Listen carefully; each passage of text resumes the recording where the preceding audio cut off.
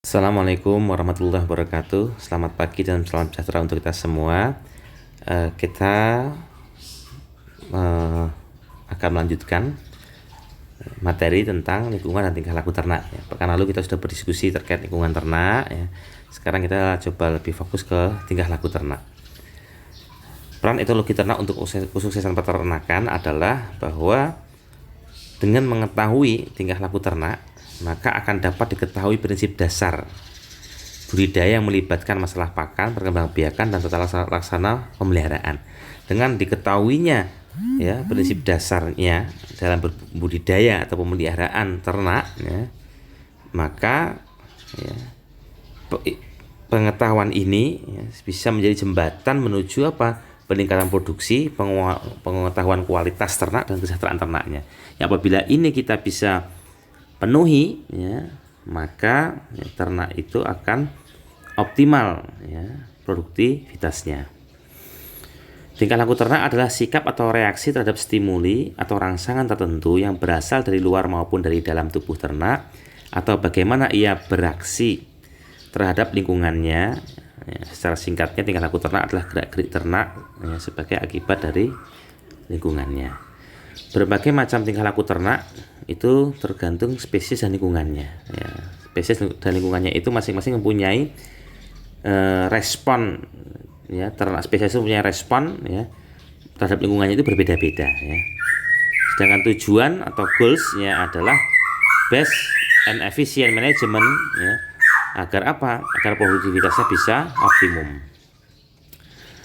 Tingkah laku umum ternak adalah tingkah laku makan dan minum, ingestive behavior, its species and its specific. Jadi tergantung daripada spesies dan umurnya. Nanti kita akan bahas di belakang. Tingkah laku memimik atau allelomimitic behavior, yaitu tingkah laku saling meniru antar individu yang satu dengan yang lainnya. Jika seekor dari sekelompok ternak melakukan sesuatu, maka yang lain akan melakukan hal yang sama. Karena yang lain turut melakukannya, sehingga individu tadi yang memulai akan terus melakukannya. Misalkan pada danger situation, situasi yang berbahaya, membahayakan, maka sekali ternak itu terbang akan terbang yang lain. Makan juga sama, seperti ayam mau makan, dia ada suara tertentu, matuk-matuk, nanti teman-teman akan datang. Tingkah laku mengeliminasi atau menyingkirkan feses dan urin. Kemudian tingkah laku bergerombol pada spesies tertentu. Tingkah laku sexual behavior ini juga peran yang penting dalam usaha peternakan.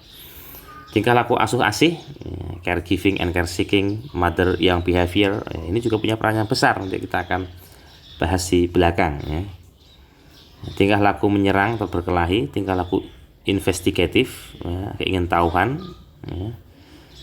Jadi semua ternak itu mempunyai rasa ingin tahu dan cenderung ingin menjelajahi lingkungan sekitarnya.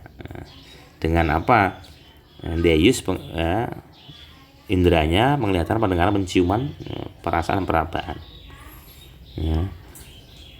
Misal contohnya pada first experience untuk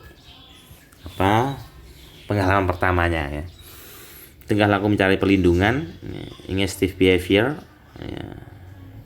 ini berpengaruh terhadap pola makan. Sexual behavior berpengaruh terhadap keberhasilan usaha peternakan. Kita akan lihat. Sedangkan etologi khusus atau anomali adalah kaitannya adalah tingkah laku yang khusus dan karena anomali. Ini misalnya kaitan stres dan tingkah laku. Jadi kaitan the non-specific response of the body to any demand. Respon yang tidak spesifik dari tubuh terhadap setiap permintaan yang diminta darinya. Atau stres adalah keadaan di mana ternak tidak mampu menanggulangi kondisi yang diakibatkan oleh lingkungannya. Stres mengidentifikasikan bahwa kondisi lingkungan merugikan bagi ternak, baik eksternal, makanan, cuaca, faktor sosial, maupun internal, penyakit ataupun parasit. Tingkah laku yang berpengaruh besar terhadap produktivitas dan keberhasilan usaha peternakan, yang pertama tingkah laku makan dan minum. Jadi tingkah laku makan dan minum ini meliputi kegiatan mencari, menemukan, memilih, dan mengkonsumsi makanan dan minuman. Ingestive behavior ini berhubungan erat dengan anatomi dan fisiologi daripada masing-masing spesies. dan karakteristiknya dalam mencari pakan secara alami. Jadi pola merumput pada sapi, kerbau, kambing, dan domba ya, ini berhubungan erat dengan terdapatnya gigi seri ya, pada rahang bawahnya. Jadi kalau pada sapi itu kan ya, rumput ditangkap dengan lidah, kemudian kepala disertakan ke depan sehingga rumput terpotong oleh gigi seri rahang bawahnya. Sehingga pada sapi Anda bisa melihat ya, terkadang rumput itu karena tidak terpotong sempurna ya, dia menyenggut ya, dikunci antara lidahnya ya dengan gigi seri bawahnya, sehingga potongannya tidak rapi dan kadang bahkan ada sebagian yang sampai tercabut rumputnya. Jadi tanahnya tidak rata, rumputnya tidak rata, bahkan ada sebagian yang rusak, tercabut. Berbeda dengan kuda yang mau ngambil rumput dengan cara memotongnya menggunakan gigi yang terdapat pada rahang atas dan bawahnya. Nah, ini. Jadi cara merumputnya sudah berbeda antara sapi dengan kuda ya. Jadi kalau kuda itu adik-adik ya, karena mengetahui kuda itu bisa menggigit ya, atas bawahnya giginya ada gigi, mulutnya itu ada giginya, sehingga hati-hati kalau ada di depan kuda ya. Pernah ada kejadian mahasiswa di satu universitas negeri, yaitu digigit kuda ya, itu sakit luar biasa ya sakitnya. Jadi hati-hati ya. Ingestive behavior pada babi adalah yang khas ya, menguis, mengirip, mengerumit ya, moncongnya dipergunakan untuk menggali pakan yang ada dalam tanah dengan gerakan mencongkel ke arah depan atas untuk menemukan cacing, tempayak, dan umbi-umbian. Sedangkan ingestive behavior ternak unggas yang darat, ayam, kalkun, puyuh, dengan mematuk makanan dengan paruhnya, sedangkan unggas air, itik, entok, angsa menyekop makanan dengan paruh yang lebar dan lunak. Dua tingkah laku memimik, allelomimetic behavior, adalah tingkah laku saling meniru antara individu yang satu dengan yang lain. Jika seekor dari sekelompok ternak melakukan sesuatu, maka yang lain juga melakukan hal yang sama. Dan karena yang lain untuk melakukan, maka individu yang tadi memulai akan terus melakukannya. Tadi sudah saya sampaikan, pada kondisi yang berbahaya atau makan atau dia terbang, biasanya akan diikuti oleh yang lain. Tingkah laku eliminatif ya. Eliminative behavior of defecation and urination adalah memahami eliminative behavior akan mendorong kita melakukan perbaikan dalam mendesain perkandangan dan akan sangat membantu dalam menangani kotoran ternak. Ya, contohnya begini adik-adik, kalau kita ya nanti atau kapan bisa saya tunjukkan ya, bagaimana kalau adik-adik memelihara kambing atau domba. Ya, kambing atau domba, kalau sistem panggung ya, itu ya yang cukup bagus misalnya ya, itu ya biar memudahkan kita dalam memberikan pakan ya. Kalau sekarang kalau kambing domba itu sudah bisa searching aja, atau kapan-kapan nanti kita setelkan di Zoom atau di Google Meet ya, itu sudah banyak yang permanen ya, menggunakan senggal valum itu tempat pakannya ya, atau ya itu awet ya. Kemudian bawahnya menggunakan misalkan kayu reng ya, itu kasih sela-sela bawahnya biar serintilnya itu mudah. Kalau dulu kan kebanyakan orang-orang tradisional dulu ya, atau sampai sekarang pada tradisional itu kan bawah kandang itu dikasih lubang, nanti setelah menumpuk kotorannya diambil. Kan itu butuh waktu, butuh tenaga, mengambilnya agak susah juga di bawah kandang ya. Walaupun orang dulu juga cukup ya sudah bagus dalam arti biar tidak kena air hujan ya, dikasih lubang ya, kanan kirinya itu dikasih parit biar air tidak masuk ke sana ya. Atau ada juga yang modelnya lubangnya itu dulu di belakang kandang. Jadi ketika ada kotorannya di bawah, ditarik dulu, didorong ke belakang, sengnya ditarik sampai ke belakang, sengnya kandang itu, supaya menutupi dari lubang pakannya. Tapi kalau sekarang ya, yang praktis rata-rata sudah menggunakan tadi panggung model reng ya. Nanti di bawahnya dikasih asbes atau senggal valum. Nah, sehingga ketika nanti ada urinnya serintilnya fesesnya itu turun ke bawah, dia langsung menggelinding di bawah asbes itu, diberi talang seperti talang air tempat kita di rumah itu. Nanti dikasih lubang, kasih peralan kecil sehingga sudah bisa ditampung urinnya menjadi pupuk organik cair POC atau pestisida cair, diolah ya. Atau bisa juga dengan serintilnya ditampung juga dalam ember sehingga bisa diolah ya. Dan pada yang lain juga sama ya. Nanti saya akan, kalau bisa diskusi pada unggas, sebenarnya nanti akan disampaikan oleh Bu Wari atau Bu Dian ya. Saya pernah magang juga di unggas, memelihara unggas ya. Itu bagaimana cara menyusun ya tempat pakan dari biasanya kalau ayam petelur itu peralon yang 4 dim itu diparuh 2, itu menyusunnya juga harus pas, yang di atas terus supaya memudahkan di dalam kita meratakan pakan. Nah, ini dengan mengetahui seperti ini kita sudah bisa mendesain perkandangan ya, yang membantu untuk menangani ya, dalam hal pemberian pakan ataupun penanganan kotoran ternaknya. Pada ternak ya, eliminatif behavior bisa sama, bisa berbeda ya. Sapi misalkan membuang kotoran secara acak, sama halnya dengan ayam. Tapi meski sapi dapat membuang kotorannya sambil berjalan, di mana fesesnya akan berserakan, namun umumnya sapi akan menumpuk kotorannya dengan rapih ya. Dan sapi betina biasanya membuang urin dengan mengangkat ekor serta merendahkan kelaminnya, sedang sapi jantan membuang urin dengan cara berdiri tegak di mana keempat kakinya bertumpu lurus. Tingkah laku seksual ya, seksual behavior ya, ini mungkin nanti bisa kita ada penugasan ataupun apa, kita bisa melihat nanti bagaimana seksual behavior ini menjadi penting dalam keberhasilan kita dalam mengelola usaha peternakan ya. Bagaimana ciri-ciri abang-abang anget ya, dia kemudian gelisah ya, itu bagian dari hal-hal yang harus dikuasai ya. Dan biasanya untuk mendeteksi, kalau pada sapi ya, secara bifurus dominansia itu mendeteksi birahi sapi itu yang paling bagus adalah pagi hari ya. Jadi kalau pagi hari adik-adik ke kandang, buka kandang, pada posisi saat itu masih pada jerem, masih pada duduk berbaring di bawah sapi itu, tertekan itu, maka biasanya mukosa atau cairan itu biasanya sangat terlihat.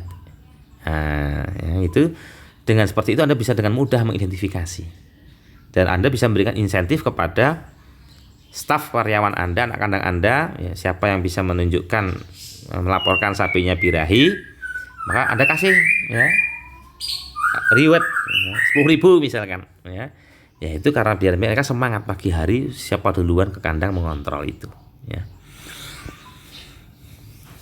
Tingkah laku sosial adalah tingkah laku yang biasa dan dapat diduga yang terjadi antar dua atau lebih individu pada kelompok hewan ya. Nah, jadi tingkah laku sosial hewan ini berdasarkan hierarkinya kelamin dan umurnya.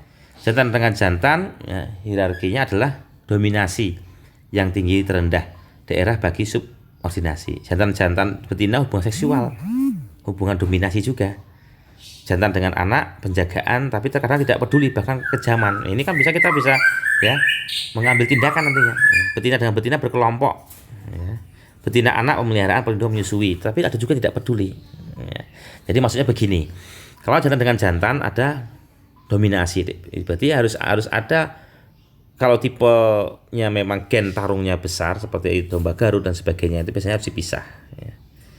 Jadi dibuat pens mating misalkan 10 jantan 1 betina, jangan dicampur karena bisa terjadi nanti ya tetap sifat ya hierarkinya ini muncul, dan nanti akan terjadi misalkan bahkan ya perkelahian, pertarungan antar jantan. Jadi harus dipisah ya, dikelompokkan, atau berjantan 10 betina ya, seperti itu. Jantan betina berarti perkawinan ya. Jadi begitu sudah bunting ya kalau bisa dipisahkan, nanti kasihan, bisa juga nanti tercedera misalnya terkena tanduk dari jantan. Ini kan berarti tindakan yang bisa kita lakukan. Jantan dengan anak bisa menjaga, tapi ada juga tipe jantan yang agresif, dia tidak peduli, justru bisa membahayakan anaknya. Ini juga harus dipisah. Ya, betina dengan betina ya, ini biasanya berkelompok ya, tetapi juga ya, ada hubungan dominan, tapi tidak begitu masalah bisa kalau betina dengan betina. Betina dengan anak biasanya melihara, melindungi, menyusui, tapi terkadang tidak peduli. Jadi harus dalam memilih ternak itu kita mencari, kalau induk betina itu carilah yang pertama, kalau dia sifatnya dia tipe ternak yang prolifik betina, carilah betina yang punya genetik kembar atau lebih dari satu, prolifik. Maka kemungkinan sifat genetik itu akan diturunkan. Yang kedua apa? Mothering ability-nya bagus. Ya, sifat keindukannya baik. Kalau dia baik, dia akan menyusui, ya, dia akan menjaga anaknya, ya, dengan baik. Tapi kalau tidak, dia justru akan terkadang tidak acuh, tidak peduli, atau hanya care kepada salah satu anaknya kalau anaknya dia lebih dari satu. Ya ini harus diantisipasi. Oh, ini bagus genetiknya kembar, tapi sayangnya kok mothering ability-nya buruk. Dia hanya menyukai satu anak, yang lain tidak dirawat, atau bahkan tidak menyusui anaknya. Berarti kita harus siapkan ini, ya. Ini penting sekali. Ya, karena kematian cempe, misalnya kita bicara pada ruminansia, itu sangat tinggi ataupun pedet pada saat kritisnya adalah waktu dia masih kecil, di minggu-minggu awal. Terutama setelah melahirkan ini, Dek. Karena setelah melahirkan, ketika yang prolifik ini saya katakan, itu ternak itu tidak mampu, biasanya size-nya kecil, tidak mampu menjaga, mengatur, ya, termoregulasinya, suhu. Sehingga perlu penghangat. Jadi awal-awal ini harus kita ambil, kita siapkan penghangat ruangan, ya, kita carikan, buatkan kandang yang sederhana saja, dari triplek, ya, kanan kirinya, atau bawahnya triplek, kanan kirinya dengan senggal valum, diberi lampu, ya, biar hangat. Atau dikasih nanti beberapa alasnya, dikasih, kalau mau di lantai alasnya dikasih alas jerami dan sebagainya, kasih lampu. Ya, kemudian dalam menyusukan harus posisi apa? Berdiri, ya, dengan dotnya. Ya, dot ini harus berdiri karena apa? Dia ada esophageal groove, yang itu dia bisa akan membuka, menutup klepnya, langsung bypass dari esophagus ke dalam abomasum pada saat dia berdiri, ya, ketika ada cairan masuk. Ya, itu. Yang kedua, susu juga jangan sampai basi, karena susu basi itu bisa menjadikan kematian pada cempe, itu banyak terjadi. Ya, jadi kalau memerah susu itu mudah sekali terkontaminasi. Begitu Anda ini ditutup susunya. Ya, saya pernah datang ke satu kandang, ya, cukup besar populasinya, ya, kambing Burja itu terjadi beberapa kematian karena susunya terkontaminasi. Ya, terkontaminasi. Ya. Ya, kemudian sehingga ini yang bisa kita lakukan. Ya. Etiologi khusus dan anomali, ya, kaitan stres dan tingkah laku. Nah, ini tadi sudah saya katakan. Stres itu adalah keadaan di mana ternak tidak mampu menanggulangi kondisi yang diakibatkan oleh lingkungannya. Stres, ya, berbagai macam stres ini akan merugikan ternak. Di antaranya adalah cuaca yang panas, cuaca dingin, heat stress, cold stress, kekeringan, ventilasi yang tidak baik, gangguan gaduhan, adanya makhluk asing, luas kandang atau kepadatannya, penyapihan, perubahan menu, kelaparan, kehausan, sanitasi, operasi, luka karena kecelakaan dan sebagainya. Ini misalnya kuda pacu dan kuda sirkus selalu berada dalam kondisi stres, semakin kencang larinya, berarti dia semakin lelah dan stres. Semakin tinggi stres, semakin perlu diperhatikan kebutuhan pakannya, sehingga ransum yang diberikan juga harus lebih baik. Kemudian ternak dapat dipersiapkan, ya, jadi kita tahu kalau, ya, kita persiapkan atau sesuaikan dengan lingkungannya dengan maksud meminimalisir stres atau cekaman. Nah, contohnya, ya, anak-anak sapi dipersiapkan atau diperkondisikan menjelang disapih, mulai diberi makan, divaksinasi, diberi obat cacing. Kemudian saat stres penyapihan, kalau pada kepindahan ke feedlot, misalkan untuk pejantan, misalkan sapi perah, ini pejantan betina atau sapi potong, betina akan diambil untuk replacement stock, pejantan untuk dipakai dipindahkan ke kandang feedlot, mengemukan, ya. Ayam, ya, ayam itu kalau zaman saya dulu begitu sudah ini pindah kandang diangkut malam-malam, biasanya jangan siang-siang karena malam suasananya agak dingin, diberi vitamin C, ya. Nah, ini karena apa? Untuk meminimalisir dengan pemberian vitamin. Sama kuda pacu juga begitu, pakannya pasti lebih bagus daripada yang tidak. Karena stres itu membutuhkan energi. Nah, kita persiapkan itu. Prinsip dasar yang digunakan untuk mengukur ternak pada kondisi sehat atau stres adalah melihat laju pertumbuhan atau produktivitasnya, efisiensi pakan yang digunakan, ya, efisiensi reproduksi, ya, suhu tubuh, denyut jantung, laju pernapasan, mortalitas dan morbiditasnya. Nah, jadi ini dilihat ini, oh bagaimana laju pertumbuhannya, produktivitasnya bagaimana, Anda cek, Anda perhatikan, Anda kontrol, ya, seminggu sekali dicek kalau ada ayam itu, ya, berapa berat badannya, sesuai dengan standar atau tidak, ya. Ternak yang sehat memiliki tanda-tanda terlihat senang, gembira, selalu bersikap waspada, nafsu makannya baik, bulu mengkilap, kulit lembut serta elastis, mata cerah dengan membran mata merah jambu serta feses dan urin yang normal.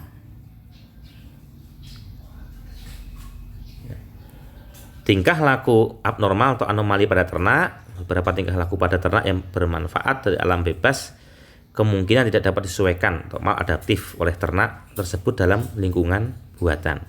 Juga telah diketahui dari beberapa penelitian penangkaran satwa liar bahwa jika kualitas termasuk variabilitas lingkungan ternak dikurangi, ada kemungkinan ternak akan berkembang tingkah laku abnormal. Jadi kalau ternak dalam kondisi yang tidak normal terus menerus itu bisa merubah tingkah lakunya, ya, jadi abnormal.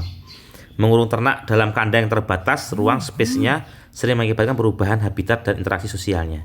Hal tersebut telah atau selama berevolusi ribuan tahun, ya, maka akan bisa berpengaruh sampai kelambatan daya genetik.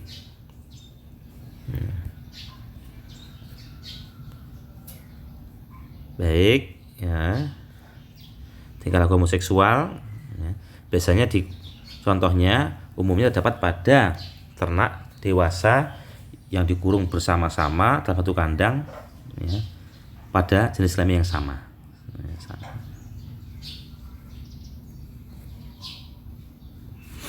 Ini beberapa tingkah laku abnormal pada sapi bisa dilihat, menendang, ya, mean bull atau kompleks. Ini bisa Anda baca, pika, ya, tingkah laku pada domba, ya. Ini punya nilai ekonomis yang tinggi semuanya, ya, tinggal pada babi, ya, sindrom induk ganas, ya, karena babi ini adalah salah satu ternak yang mempunyai, ya, mothering ability yang paling buruk. Jadi desain kandangnya harus bagus nantinya, ya, karena babi itu induk berat badannya besar, genjiknya itu anaknya bisa liter sesar rata-rata 12 tapi bisa sampai 17, 15, 17. Ya, ini kalau sekali dia ambruk udah pada mati, ya. Nah, pada ayam, ya, ini kanibal, ya, histeria polidipsia bisa kita lihat, ya. Ya, mungkin sampai sini dulu pertemuan kita kali ini. Nanti silahkan kalau ada pertanyaan bisa kita diskusikan lewat WA group atau nanti kita beri waktu untuk Zoom, ya, sebentar, misalkan 20 menit untuk diskusi khusus, ya, biar tidak terlalu efektif dan juga adik-adik juga tidak, ya, secara pulsa tidak begitu banyak kalau kita Zoom full, ya. Tapi silahkan kita bisa diskusikan lewat Zoom atau lewat Google Meet. Terima kasih. Assalamualaikum warahmatullahi wabarakatuh.